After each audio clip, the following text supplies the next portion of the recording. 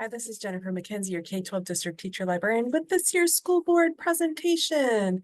I want to say happy School Board Appreciation Month. I also love that we have student school board representatives. So thank you all for everything that you do. And what I'm going to cover, I'm going to talk about connections, local and global.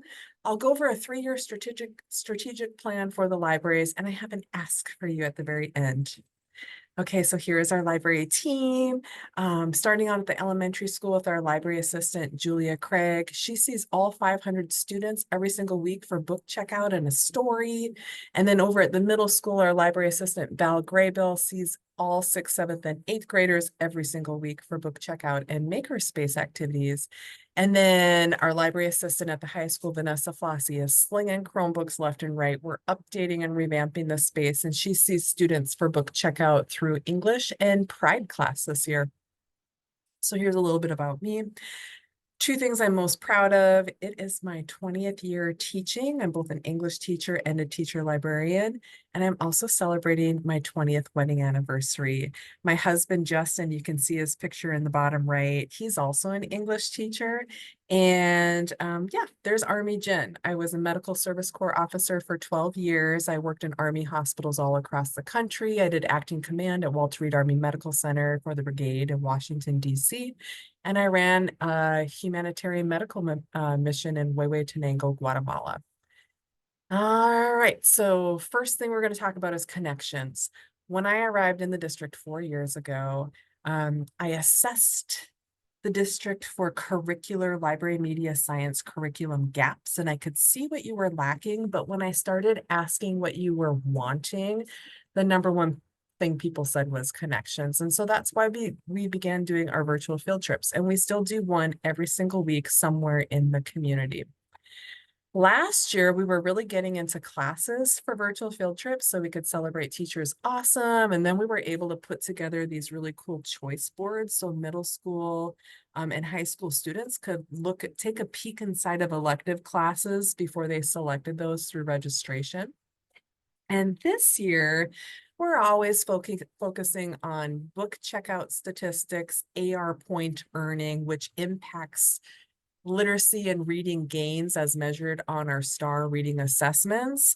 So we've been really focusing a lot on read alouds with the kitties and puppies at the Oregon Coast Humane Society.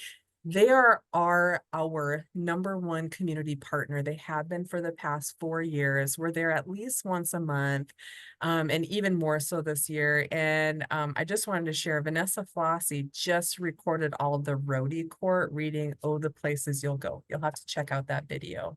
And speaking of the Oregon Coast Humane Society, if Florence, Oregon were to award a Digital Citizenship Champion Award, Elizabeth Thompson from Oregon Coast Humane Society would earn that.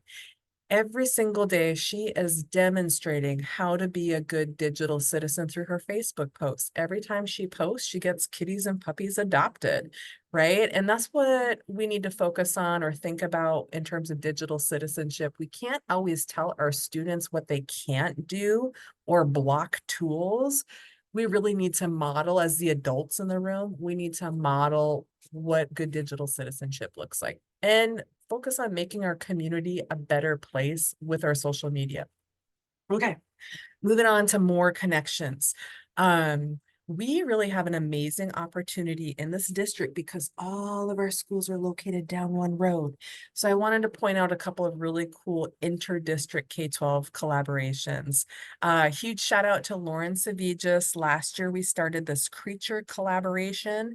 So I see all elementary students at least 1 week every month for curricular instruction, makerspace programming. We celebrate the engineering design process, etc.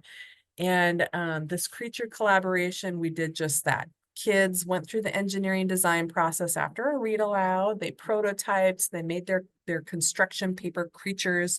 They were taken over to the ceramics high school ceramic studio and then recreated by high schoolers. And then the elementary students got to take a field trip to meet the high school artists. It was super, super joyful, super, super cool. I want to give another huge shout out also to Patrick Looney. We collaborate with our CTE department constantly. Our library media science curriculum covers reading, advocacy, information literacy, digital citizenship, and school-wide, district-wide technology integration. So we're constantly trying to take whatever we can scale back in terms of technology to provide open access in our libraries. So we do that with things like virtual reality and 3D printing. And the last thing I want to point out on this slide is when the big kids are working with the little kids, that is when the magic happens in education. So we just need to keep doing more of that. All right. In terms of statewide connections, I'm the incoming president-elect for the Oregon Association of School Libraries. I do work for the OLA. I'm also on the State Library of Oregon's Library Services and Technology Act grant team, and they award competitive grants across the state. So it's good for our district and our region for me to be on that team. I'm almost halfway through my doctoral program through Antioch University. So I'm also connected across the globe, across the country and across the globe with education scholar or practitioner scholars, which is why I love that program. And then I'm also connected now to an international global Fulbright network. I completed my Fulbright in Peru. I got to teach in Peru last summer. Which leads me to this next slide. We are now embarking on a super cool collaboration in just a couple weeks between Moquegua, Peru, our Siuslaw School District, and then Missouri.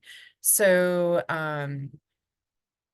yeah, I want to give a huge shout out to Rafael Garcia, woodworking teacher. Kelly Dotson is our tag coordinator. Christina Ori, our art teacher. Hillary Roach, 7th grade English teacher. We're going to be bringing all of our learning communities together over Zoom and completing some really cool multi-genre pieces.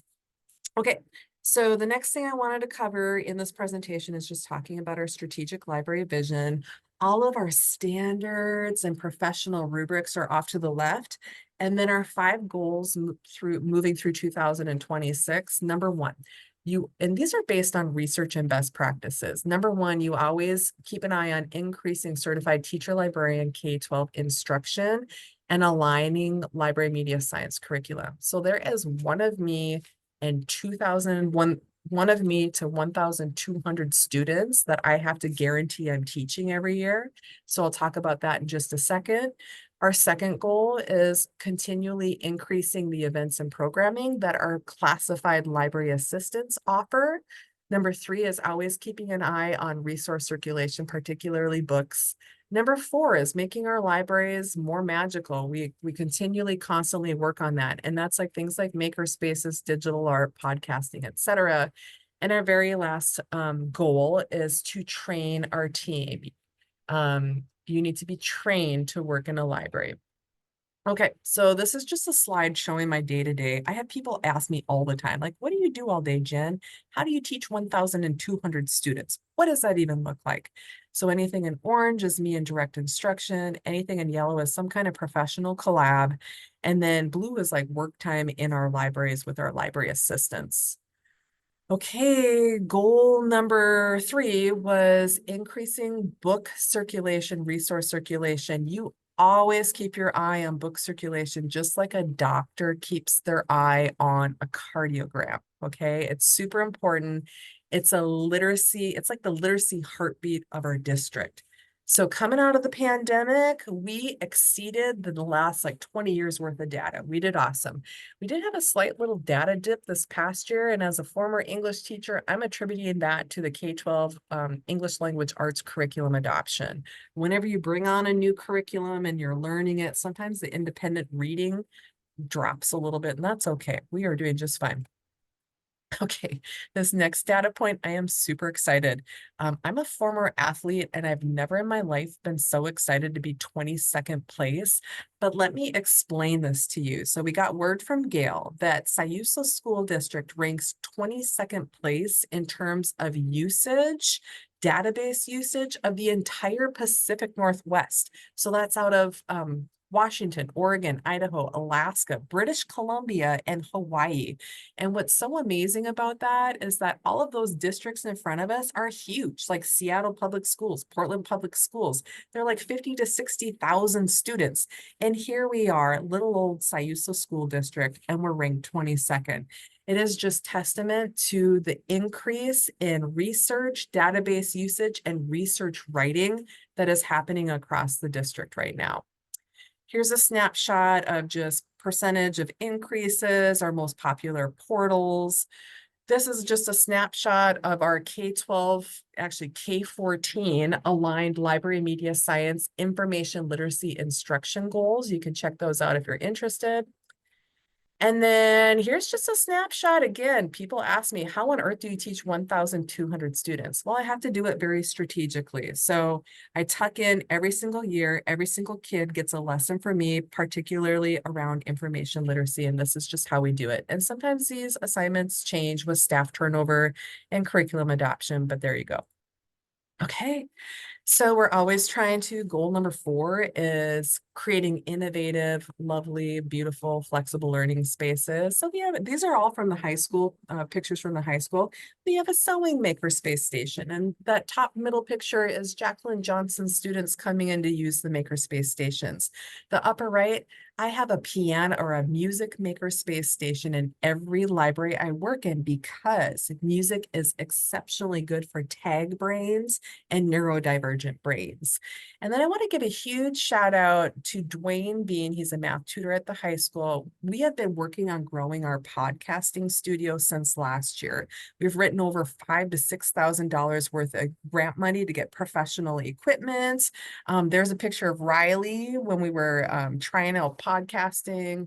That was one of our very first episodes last year. And then this picture that you're looking at is Terry Straley, one of our high school English teachers, and she's having her students podcast part of their last, English essay.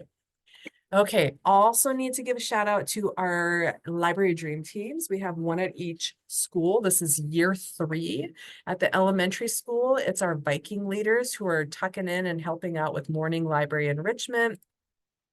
Here's our middle school dream team, and they do a lot of work at lunchtime. Like we have anywhere from 75 to 100 students moving through the library at lunch, and we need help with all the maker spaces. And then here's a snapshot of our high school team. They're doing awesome work. Okay, strategic goal number 5 is you gotta train your library team. Okay, we base everything we do in library land off of research, best practices, national organizations. So we follow the Oregon Association of School Libraries. A huge swath of our standards come from ISTE, or the International Society for Technology and Education. We always follow our Future Ready Library Network, and now we're also looped into Fulbright. And I just want to give a huge shout out to the district for giving us PD funds to allow our library team to go tour at least 6 K-12 libraries in Eugene to observe more awesomeness to bring back to the district. We super appreciated that. Okay, my final ask for you is I would love you all to participate in a collaborative Kind Eyes art project. It's part of our Fulbright collab. I'm going to be presenting this in Denver at the ISTE conference with my Fulbright group. And these are the specifics. So it has to be on a 3x5 or 3.5 by 8.5 piece of cardstock. You can use any kind of medium you want: paints, ink, watercolor, stitching, etc. I need them all by May 1st, and you can drop them off at the school offices or the libraries.